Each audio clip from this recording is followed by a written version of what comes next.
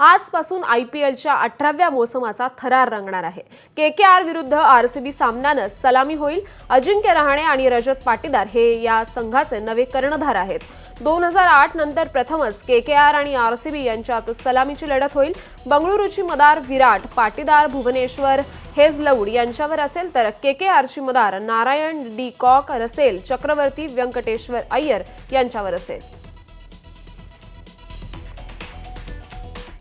तर IPLच्या सलामीच्या लढतीवर मात्र पावसाचं सावट पाहायला मिळतंय। कोलकात्याच्या ईडन गार्डनवर KKR विरुद्ध RCBत पहिला सामना रंगणार आहे। काल दोन्ही टीमच्या खेळाडूंच्या सरावातही पावसामुळे बाधा आली। वेधशाळेनं कोलकात्यासाठी ऑरेंज अलर्ट दिलाय। वेळापत्रकानुसार 7 वाजता टॉस आणि 7:30 वाजता मॅचला सुरुवात होणार आहे।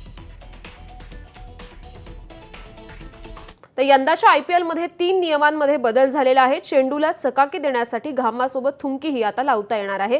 चकाकीमुळे चेंडू रिव्हर्स स्विंग करण्यास मदत होते।